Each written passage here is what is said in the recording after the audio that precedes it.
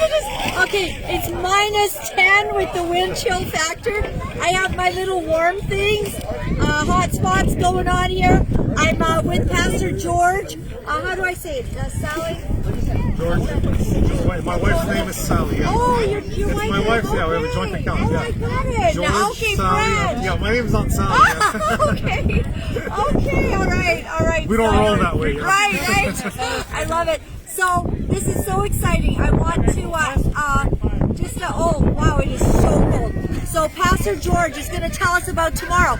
We're here in Montreal, and an amazing thing is happening. The churches, they're getting together to declare churches to be essential, and so due to that, there's a march tomorrow, and it starts at what time?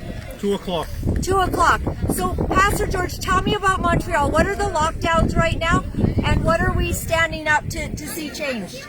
Well, really, we've been in lockdown for a year now. We're coming up on a year. At one point, the churches were completely closed for 3 months.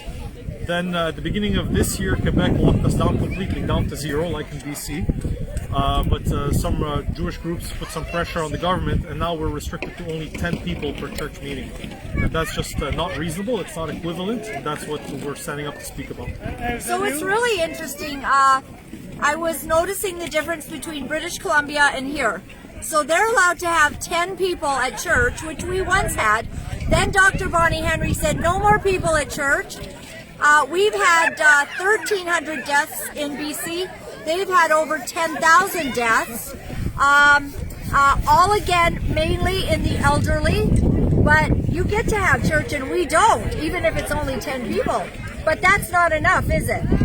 No, definitely not enough. A lot of us have some bigger churches, but even for people need to congregate together, to have some kind of fellowship and communion, and you need some numbers for that. We are willing to respect the density per square meter, and some of the churches submitted that idea to the government. Just give us laws relative to the surface area of the church, and we still have no answer. We're still limited to 10. Meanwhile, you walk into an IKEA, which is not an essential service. We're not talking food, and people are rubbing shoulders and busting into each other, and so there's no justice there. A lot more than 10 people, even just out here.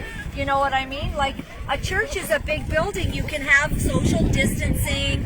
A lot of things can be put in place rather than just shutting down churches. Suicides are up this last year. Overdoses are up. In fact, the most suicides came into when the lockdowns came in. I just heard a statistic on that.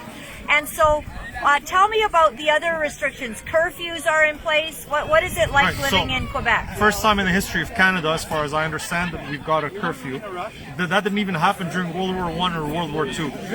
I come from Lebanon during the Civil War. Our curfew was just because of the bombs.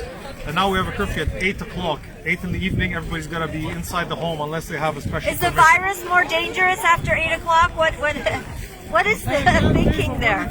So I guess they want to limit interactions because during the holiday time they saw a spike as people were going into homes. But as far as we understand it, we see it, this is like beating flies with a hammer. The solution is becoming worse than the problem. Right, absolutely. And so what is your hope tomorrow as churches are gathering together? They're going to march on the streets.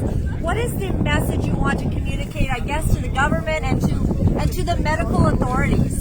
So we got two broad messages. One is indeed towards the government that we'd like church should be considered an essential service. They taught us all our life that truth is relative. I went to the school system in Quebec and Canada. Truth is relative, truth is relative. So now we tell them, well, for me, church is an essential service. They tell us, oh, no, only food is an essential service. But you spent all your life telling me that truth is relative.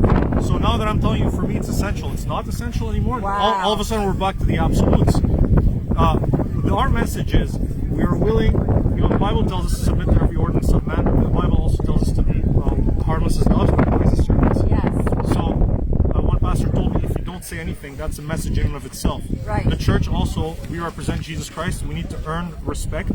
The church is the salt of the earth, the light of the world.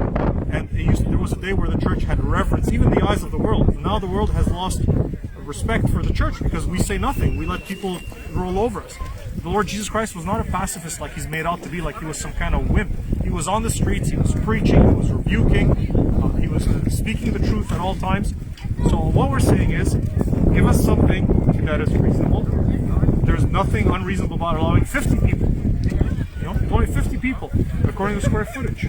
At least we'll be able to minister to people who are suffering of isolation, of loneliness, and those factors lead to deaths also. So that's towards the government.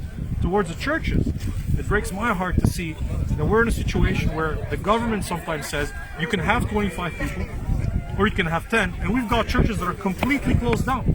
So the government is saying you can have 25 or 10, and the pastors or churches are saying, no, it's okay, we'll have 0.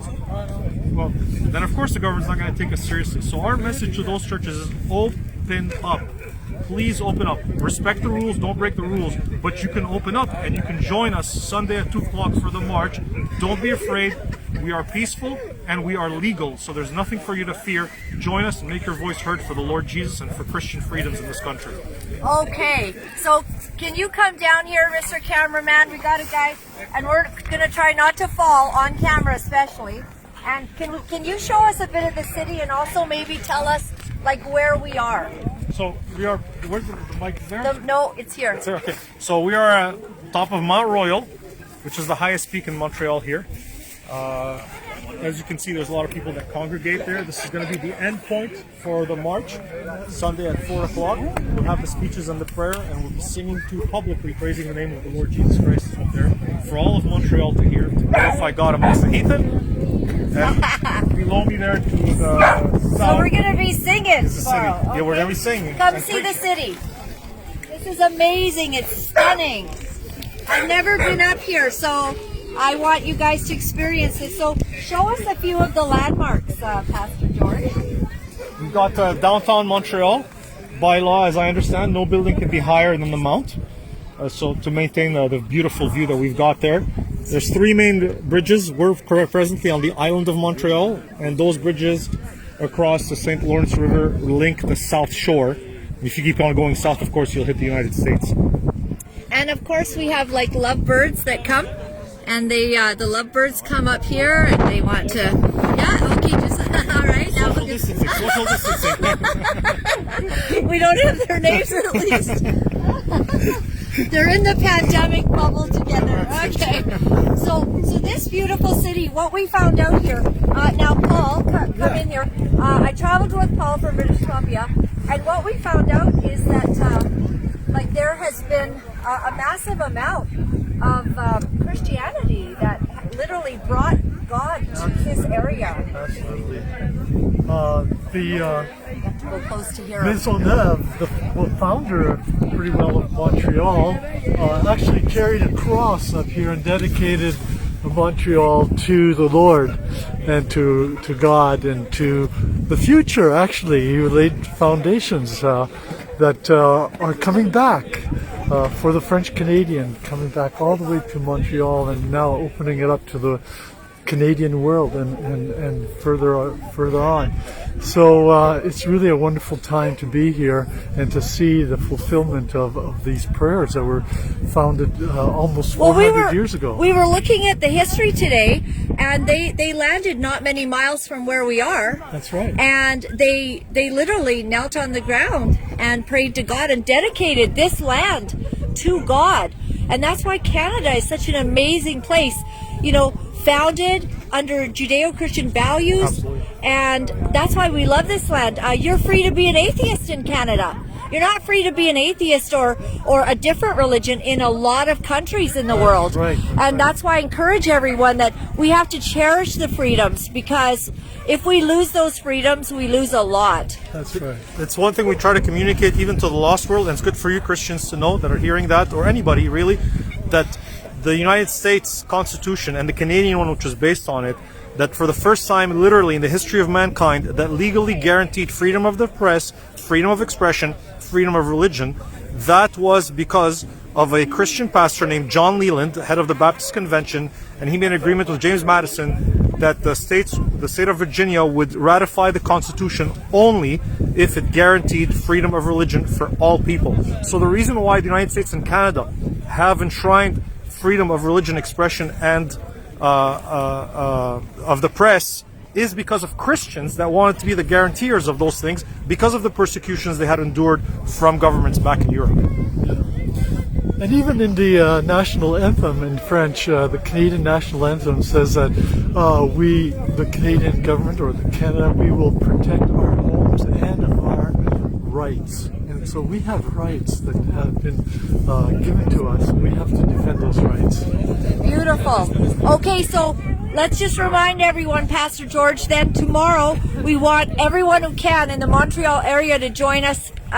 There's several different spots. Yes, so 2 o'clock. 2 o'clock would be Côte des Neiges and Jean Talon. 3 o'clock, if you can't walk all the way up to the mountain, it's about 4 kilometers, and meet us around 3 o'clock on Queen Mary and Côte des Neiges at the base of Mount Royal, and then we'll walk up Mount Royal to the observatory here and hold our service. For those of you who can't be with us physically, you can be with us spiritually. Back us up with your prayers, please. Fantastic, and I'm losing power. I got 10 seconds, and then I'm out. Thank you so much. Hopefully my husband's at home, and he's going to put on the end of the show. Goodbye from Montreal. Woo!